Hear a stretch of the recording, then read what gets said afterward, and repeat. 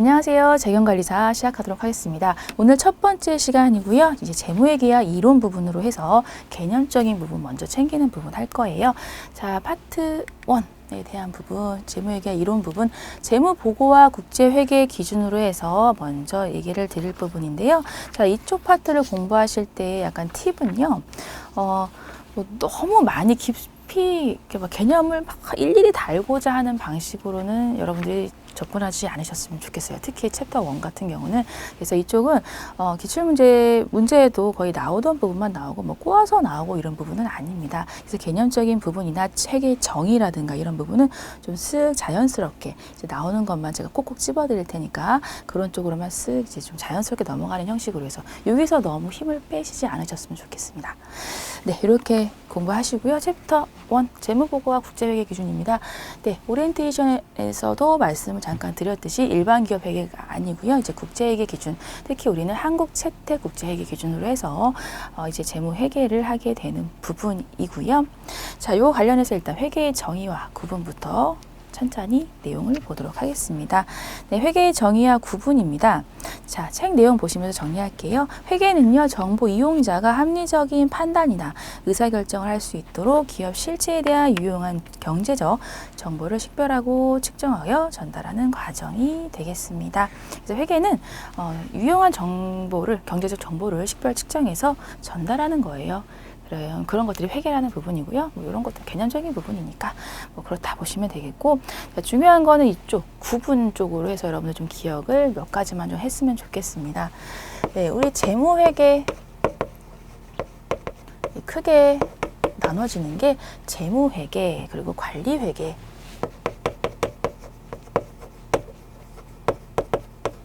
네. 그리고 세무회계 이렇게 나눠집니다. 재경관리사 우리 시험도 재무회계, 관리회계는 원가회계 쪽을 거의 집중이 되는 부분들 원가회계라고 생각하시면 되고요. 세무회계는 또 세법 관련된 부분 또 배우고 있는 겁니다. 그래서 요거에 따라서 이제 크게 회계가 구분이 되어 있는데요. 여기 관련된 걸 여러분들이 약간 비교되는 형식으로 좀 기억을 해주셨으면 합니다.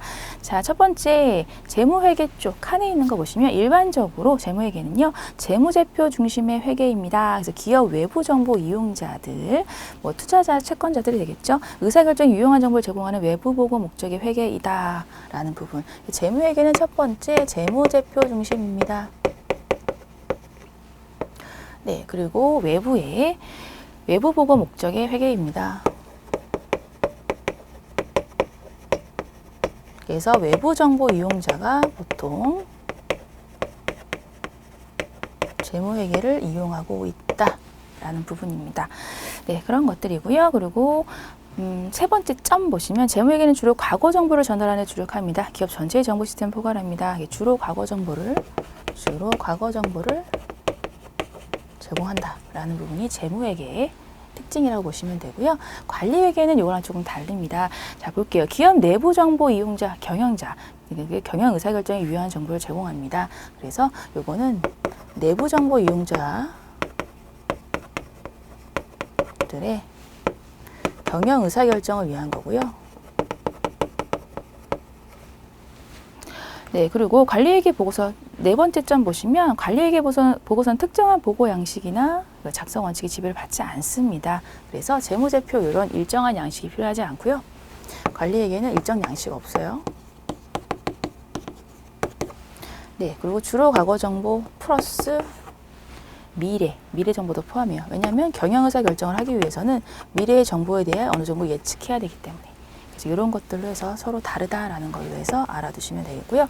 세무회계 쪽으로는 외부 정보 이용자, 요거는 별도로 요걸 중점적으로 여러분들 좀 기억해 주시고 비교되는 걸로 기억해 주시고요. 세무회계는 간단히 외부 정보 이용자 과세관청, 세금 내기 위한 쪽으로 해서 쓰는 게 세무회계라고 보시면 됩니다. 그렇게 생각하시면 되고요. 여러분들 요거는 좀 기억해 주시는 게 시험 문제 나올 때 재무회계와 관리회계 구분으로 해서 서로에 대해 맞지 않는 설명에 대해 고르세요 하면은 뭐 관리회계는 일정한 양식이 필요합니다라고 하면 아니고 관리회계는 외부 정보 이용자에 유한 겁니다 하면 아니고요. 이런 식으로 고르시면 돼요. 어차피 사지선다 객관식 문제이기 때문에 문제 풀이는 이런 식으로 풀어주시면 되겠습니다. 네, 그리고 재무회계와 재무보고 쪽입니다. 네, 그래서 자, 재무회계는 재무제표를 가지고 한다라는 부분이었죠. 그래서 재무제표는 다음과 같습니다. 그래서 바로 쓸게요. 재무회계 재무제표. 자, 읽어보시면 첫 번째 동그라미 1번 보시면 표에 있는 거 재무회계는 기업의 외부 정보 이용자들에게 합리적인 의사결정을 할 수 있도록 유용한 정보 제공하는 것 이게 재무회계이기 때문에 이런 일정한 양식이 필요하다라는 게 재무제표. 그러니까 재무에 대한 여러 가지 표라고 해서 재무제표라고 하는 거예요. 재무제표 부분이고요. 자, 재무제표에 해당되는 것은 5가지가 있습니다.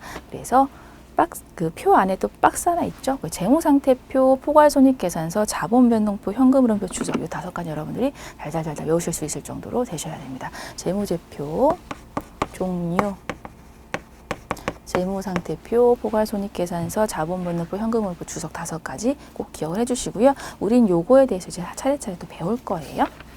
네, 그리고 재무보고의 목적은 재무보고표 쪽으로 해서 재무보고 동그라미 1번 정도만 보고 넘어갈게요. 재무보고의 목적은요, 현재 및 잠재적 투자자, 대여자, 기타 채권자가 기업의 자원을 제공하는 것에 대한 의사결정을 할 때 유용한 보고 기업 재무정보를 제공하는 것입니다. 라는 부분입니다. 그래서 그런 목적을 가지고 있다라는 거예요. 그래서 이렇게 해서 일단 이 부분은 간단히 정리를 하고요. 자, 국제회계 기준의 필요성입니다. 왜 이렇게 복잡한 국제회계 기준, 일반 기업 회계도 괜찮았는데 왜 국제회계 기준을 쓰니? 라고 했을 때 그 필요성은 너무 기업들이 글로벌 기업들이 너무 많아지는 이런 추세가 되었죠. 그렇기 때문에 국제적 상호 이해 가능성이 좀 필요하게 됐어요. 그래서 이런 국제회계 기준이 필요하게 되었다라는 부분입니다.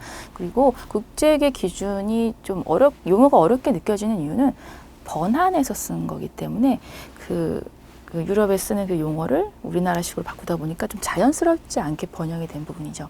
그래서 용어가 조금 생소한 것들이 있다라는 게 좀 그런 부분이에요. 입이 잘 안 붙는 거 그런 느낌인데 그런 것도 뭐 하시다 보면 괜찮습니다. 뭐 여튼 그래요. 그래서 국제적 상호 이해 가능성을 위해서 그렇다라는 부분이에요. 네, 그리고 중요한 거는 국제회계 기준의 특징입니다. 그래서 일반 기업 회계 기준과 국제회계 기준을 비교하는 형식으로 해서 여러분들이 여기서 좀 기억을 해주셔야 된다라는 부분입니다. 네, 국제회계 기준이에요. 네, 그리고 일반 기업 회계 기준, 우리가 기존에 계속 배우던 이런 것들은 다 일반 기업 회계 기준이고요. 이제 국제회계 기준은 이제 재형관리사에서 이 기준을 가지고 하고 있습니다. 회계사도 마찬가지고요. 네, 그래서 요거 비교하는 건 형식으로 해서 요거 좀 기억을 해주셔야 되는 부분이고요. 시험 문제 나올 때도 요거에 대해서 국제회계 기준과 일반 기업 회계 기준으로 해서 뭐 바르게 설명되지 않은 것에서 비교 형식으로 나오는 부분들이 많이 나오니까 이 부분에 대해서 비교하는 형식으로 기억을 해주세요.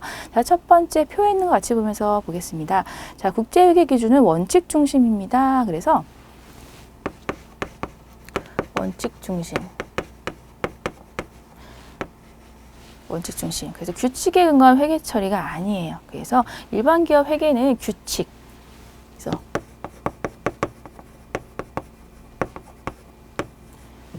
요거에 딱딱딱딱 맞게 작성해라라는 게 일반 기업 회계 기준입니다. 그래서 재량 부여를 하지 않아요. 요거에 따라서 반드시 해야 돼요. 규칙이니까. 근데 요거는 원칙이니까 요 원칙선에 맞으면은 재량을 부여할 수 있다라고 보시면 됩니다. 재량 부여가 가능합니다라는 거. 이게 첫 번째로 다른 점이고요. 두 번째는 기본 재무제표가 연결 재무제표입니다. 연결 재무제표.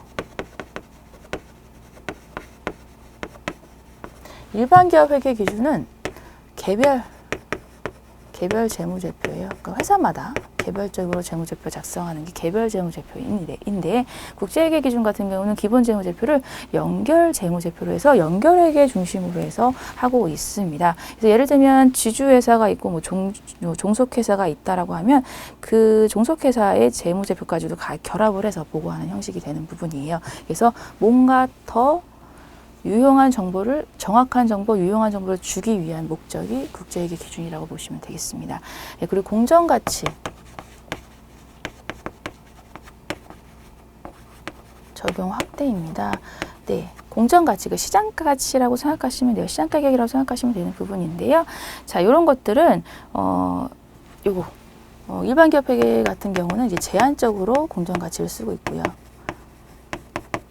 시장 가치보다는 이제 과거에 취득했던 그 원가를 가지고 가는 것들이 좀 위주가 되었었는데 국제회계 기준에서는 공정가치 적용을 좀 많이 해서 현재의 시장 가치에 따른 부분에 대해서도 좀 재무제표에 반영하세요라는 걸로 해서 얘기가 되고 있습니다. 이것도 좀 더 유용한 정보를 주기 위함이다라고 보시면 돼요. 그리고 공시의 강화. 네, 그래서 공시 규모를 대폭 좀 확대를 했습니다. 그래서 전자정보 시스템 공지 이런 걸로 통해서 빨리 많이 알리려는 그런 공시 강화가 많이 되었습니다. 네, 여기 일반기업 회계 기준에서는 제한적으로 공시하는 부분들이 많았어요. 네, 그래서 국제회계 기준과 일반기업 회계 기준으로 해서 비교되는 거 기억을 해주시고 시험 문제 푸실 때도 객관식 문제에서 쏙쏙 이렇게 찾아주시면 되겠습니다. 네, 이렇게 해서 재무보고와 국제회계 기준 이 정도 정리하시고요. 자, 두 번째 챕터 재무보고를 위한 개념 체계 부분입니다. 자, 개념 체계라는 게 뭐냐고 했을 때 이렇게 생각하시면 돼요. 개념 체계. 자, 이런 거죠. 어떠한 목적을 가지고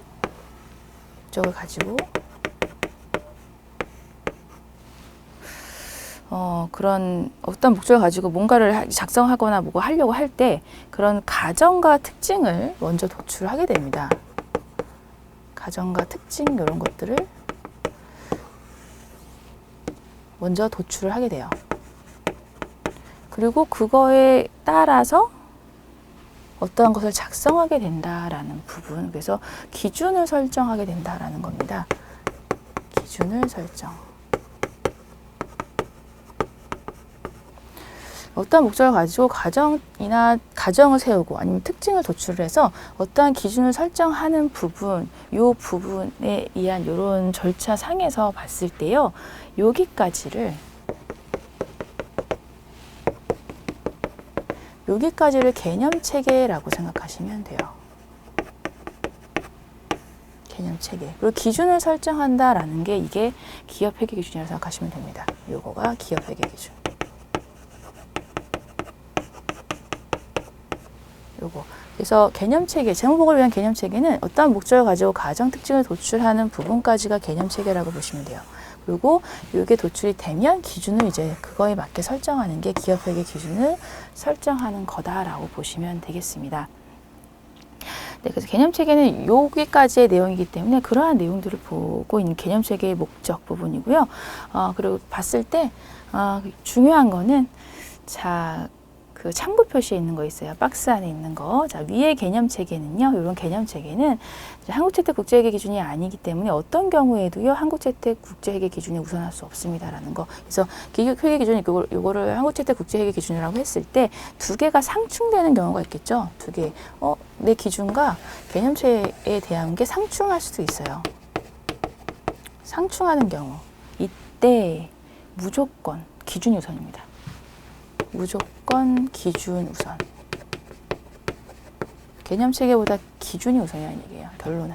이게 좀 중요해요. 시험 문제 나올 때도 개념 체계와 기준이 상충하는 경우엔 한국채택 국제회계 기준보다는 개념 체계가 우선한다라고 나오면 틀려요. 그러니까 요거 말은 헷갈리지 않게 여러분들이 꼭 기억을 해주셨으면 하고요.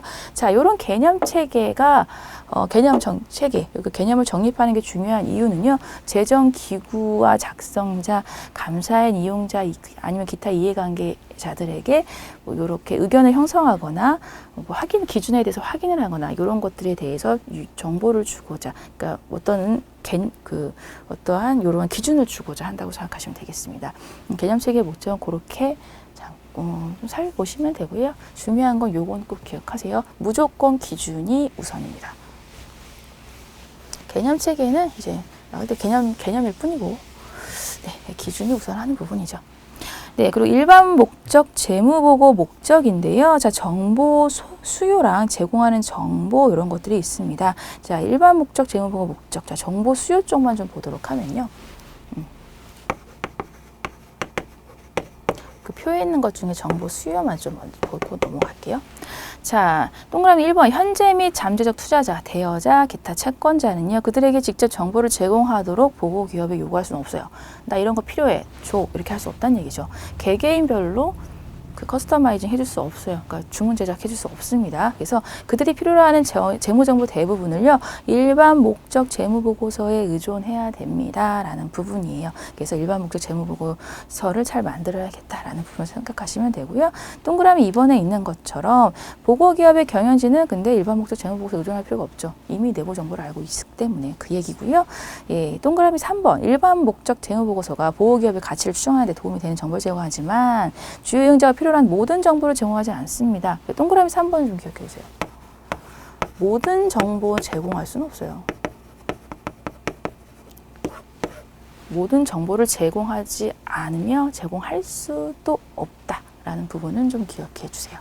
모든 정보 제공 아닙니다. 그래서 시험 문제 나올 때도 모든 정보를 제공할 수 있어요 라고 하면 틀립니다. 그렇게 잡아주시면 되겠습니다. 네, 정보 수요. 그리고 3. 기본 가정과 재무정보의 질적 특성 부분입니다. 자, 기본 가정, 한국채 때 국제회계 기준은 기본 가정 하나밖에 없어요. 일반 기업 회계 기준은 되게 많은데 기본 가정 하나밖에 없습니다. 자, 기본 가정 하나.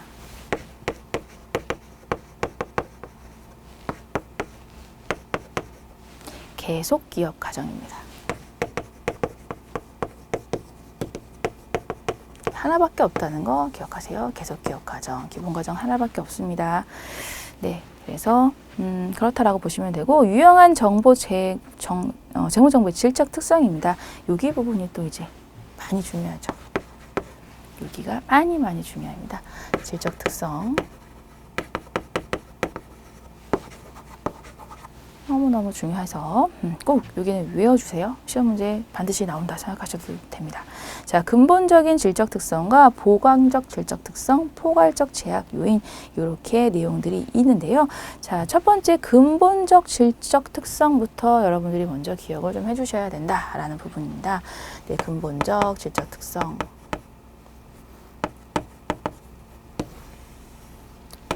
네, 요 기억해 주셔야 되고요. 자, 두 가지. 목적 적합성, 표현의 충실성입니다. 그래서 목적 적합성과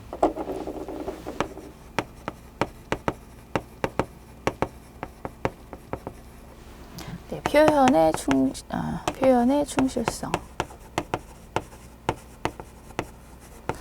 근본적 질적 특성은 두 가지 있고요. 외우실 땐 그냥 목표 이렇게 외우셔도 돼요. 목표 이렇게. 목표 외우시는 게 좋을 것 같고, 네, 목적 적합성, 표현의 충실성 두 가지가 있다라는 거. 시험 문제에도 근본적 질적 특성에 목적 적합성, 다른 신뢰성이 있다라고 하면 틀려요. 그런 식으로 해서 맞춰주시면 되겠습니다. 네, 그리고 목적 적합성 그리고 표현의 충실성 안에 하부 속성들이 있는데요. 목적 적합성 같은 경우 예측 가치, 확인 가치, 중요성 이렇게 있습니다. 이것도 여러분들이 알아두셔야 되는 거. 목적 적합성의 하부 속성에 해당되는 거 세 가지. 자, 예측 가치, 피드백 가치, 중요성. 자, 표현의 충실성 같은 경우는요, 요거는 완전한 서술, 중립적인 서술, 오류의 배제입니다. 그래서 세 가지. 완전한 서술, 중립적인 서술, 오류 없는 서술, 오류 배제 서술. 네, 이렇게 해서 목적 적합성의 하부 속성 세 가지. 예측 가치, 피드백 가치, 중요성. 표현의 충실성의 하부적 속성, 완전한 서술, 중립적 서술, 오류 배제해서 세 가지씩 있어요. 그래서 요것도 각각 하부 속성까지 기억을 해주셔야 돼요. 시험 문제 나오기 되게 좋겠죠. 표현의 충실성에 해당하지 않은 하부 속성은 무엇입니까? 라고 해서 여기 것 딱 넣으면 되니까. 그래서 이 부분에 대해서는 반드시 기억을 해주셔야 된다라는 부분이고요. 간단하게 이제 목적 적합성 같은 경우는 이렇게 생각하시면 되는데, 자, 예측 가치, 예측 역할, 예측 가치라고 썼는데 예측 역할입니다. 똑같아요. 예측 가치, 피드백 가치 똑같은 말이고요. 확인 가치. 체크하고 똑같이 써야지. 확인 가치, 피드백 가치 똑같아요. 네. 이런 걸 생각하시면 돼요. 예측 가치 같은 경우는 뭐 이런 거죠. 뭐 정기에 재무제표상 재무제표를 받고 이렇게 했는데 뭐 1분기부터 4분기까지 있는 이런 걸 쭉 봤을 때 1분기부터 3분기까지는 쭉 매출이 오르는 추세였다가 4분기 때는 떨어지더라. 근데 이게 몇 년치 걸 봐도 그런 추세였어요. 그래서 그럼 이번 연도에도 3분기까지는 매출이 오르다가 4분기 때 떨어질 것 같아 라는 게 예측 가치라고 생각하시면 되고요. 그리고 피드백 가치는 4분기 떨어질 것 같아 라고 했는데 정말 4분기 떨어진 거예요. 그럼 피드백 가치 맞았네? 이렇게 해서 확인하는 가치입니다. 그래서 요거는 같이 좀 약간 서로 상호적인 역할을 한다라고 생각하시면 돼요. 상호 보완적 역할을 한다라고 생각하시면 되는 부분이고요. 중요성 같은 경우는 특정 정보가 생략되거나 잘못 표시되면은 정보 이용자가 그런 의사결정을 잘못할 수 있는 그런 부분에 해당하는 게 중요성에 대한 그런 부분이라고 보시면 되겠습니다. 그래서 이런 것도 중요한 정보라고 하는 거죠. 그러니까 이런 것도 반드시 재무제표에 이 내용을 실어야 되는 부분이 되겠습니다. 중요성은 그런 내용이 되겠고요. 표현의 충실성 같은 경우는 재무정보가 유용성을 가지려면 나타내야 하는 현상을 충실하게 표현해야 되기 때문에 표현의 충실성이라는 표현이 쓰인 거고요. 표현이 충실하다라는 거는 서술이 완전해야 됩니다. 그래서 많은 재무 정보들을 좀 실어줘야 되는 부분이고요. 그리고 중립적 서술이라는 건 어느 편의적인 그런 편의적인 뭔가 목적을 위해서 편의적으로 쓰이면 안 된다는 부분이에요. 중립적 서술돼야 되고요. 오류가 배제돼야 돼서 오류가 좀 없게끔 충실하게 표현이 돼야 되는 게 근본적 질적 특성이 되겠습니다. 그래서 목적 적합성, 표현의 충실성을 약간 상충관계에 있기도 하기 때문에 두 개가 이렇게 상호 보완이 또 돼야 된다라고 보시면 되는 부분이에요. 네, 이렇게 생각하시면 되겠고, 자, 질적 특성, 근본적 질적 특성 봤고요. 자, 이번에는 근본적인 게 있고 근본적만으로는 조금 부족해요. 그래서 좀 보강적으로 뭔가 좀 더 보강을 해주는 보강적 질적 특성이 있습니다. 네, 그래서 비교 가능성, 검증 가능성, 적시성, 이해 가능성 네 가지가 있어서 이것도 여러분들이 기억을 해주셔야 되는 부분.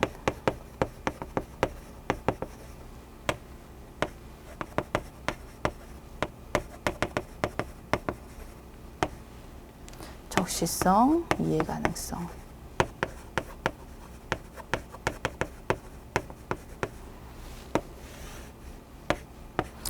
그래서 요거 비교 가능성 같은 경우는요, 정보 이용자가 항목 간의 유사점과 차이점을 식별하고 이해할 수 있게끔 하는 질적 특성이라고 보시면 되고요. 검증 가능성은 이런 재무 정보가 나타내고자 하는 경제적 현상을 충실히 표현하는지를 이제 확인하는 데 도움을 준다라는 부분으로 보시면 되겠습니다.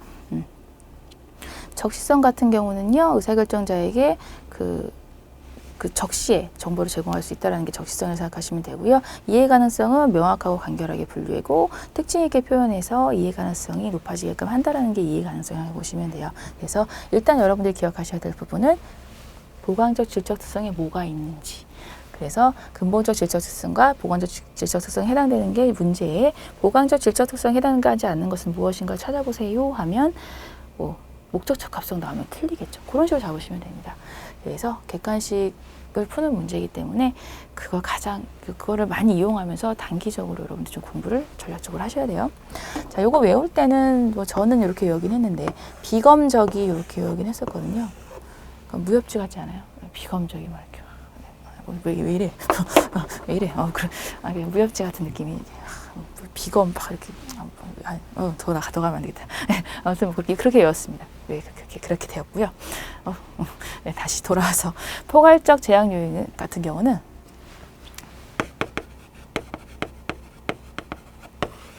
포괄적 제약 요인, 효익과 원가 간의 균형입니다. 그래서 원가는 재무보고로 제공될 수 있는 정보의 포괄적인 제약 요건이 되겠습니다.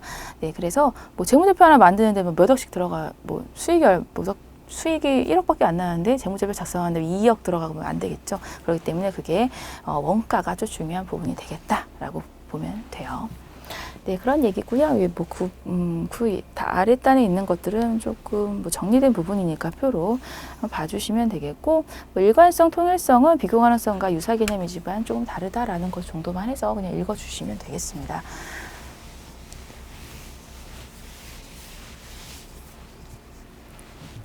네, 그리고 재무제표의 기본 요소 쪽인데요. 자, 재무상태표 그리고 성과에 대한 거.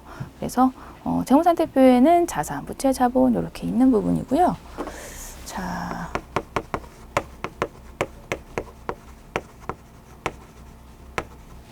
네, 자산, 부채, 자본 이렇게 있죠. 네, 이게 재무상태표에 있는 부분이에요. 네, 자산, 부채, 자본 이런 게 있고요. 자산은 이 용어, 파란색으로 표시된 거 용어만 좀 기억을 합시다. 자산은요, 과거의 사건의 결과로 기업이 통제하고 있고요. 미래 경제적 효익이 기업에 유입될 것으로 기대되는 자원. 미래 경제적 효익이 유입. 이게 자산.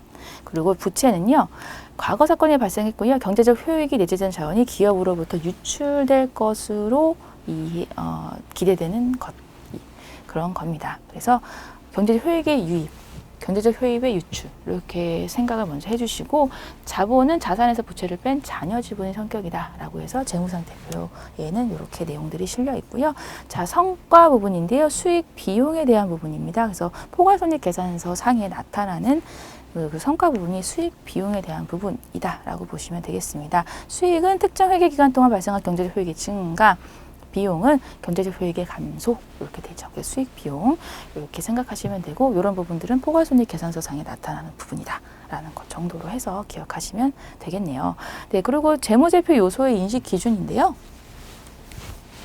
자, 재무제표에다가 뭔가를 이제 기록을 하게 됨에 있어서 그런 요소의 인식 기준, 언제 인식을 해서 기록을 할지에 대한 부분이라고 생각하시면 됩니다. 인식 기준은요, 이렇게 생각하시면 돼요. 언제 인식할래? 요거라고 생각하시면 됩니다. 그래서 자, 확률과 측정 기준으로 해서 인식을 하고 있다라는 부분이고요. 확률 기준, 그 항목과 관련된 미래 경제적 효익이 기업에 유입되거나 기업으로부터 유출될 가능성이 높다. 그래서 높다, 확률이 높고요.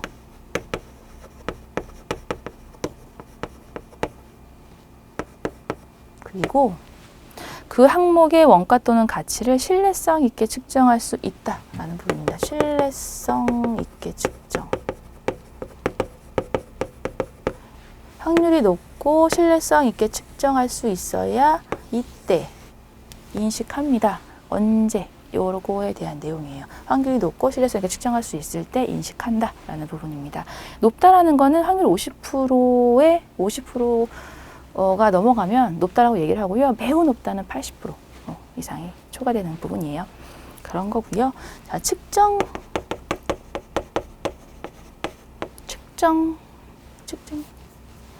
네, 인식 기준이 언제라고 했을 때 측정 기준은 얼마 이렇게 생각하시면 돼요. 얼마. 그래, 인식은 했고 얼마로 할 거야 라는 게 측정입니다. 얼마 요거예요.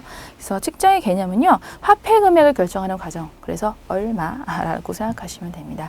그리고 이런 측정 기준의 종류는 역사적 원가, 현행 원가, 실현 가능 원가, 이행 가치라고 얘기하고요. 현재 가치 이렇게 되어 있는데 요거를 조금 이렇게 보면, 자, 과거, 현재, 미래가 있다라고 했을 때, 자, 원가가 있고요.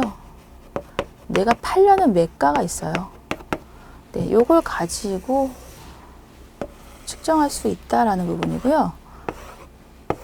자, 과거로 봤을 때 원가는 과거에 취득했을 때 원가이기 때문에 얘는 역사적 원가라고 얘기합니다.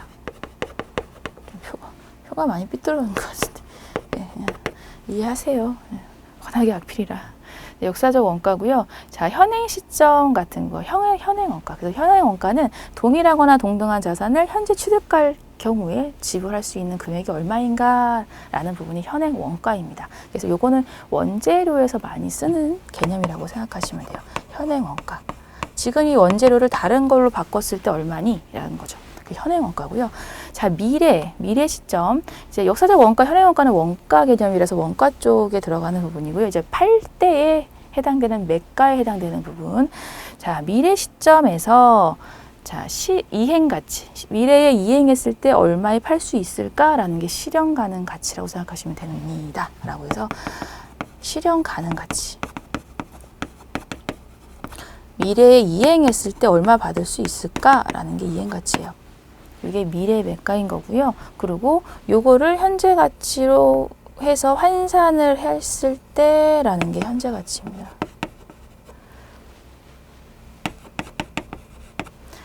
네, 이렇게 해서 인식 기준과 측정 이렇게 해서 봐주시면 되고요. 이런 것들은 개념적으로 알아두시면 조금 나중에 좀 편하세요. 이런 용어들이 나올 때 좀 편하다라고 생각하시면 됩니다. 현행원가는 원재료에서 많이 쓰이는 개념이다라는 것과 실현 가능 가치는 제품이나 상품 이런 것들에 많이 쓰이는 개념이다라고 해서 조금 더 플러스해서 이해해 주시면 더 좋겠네요.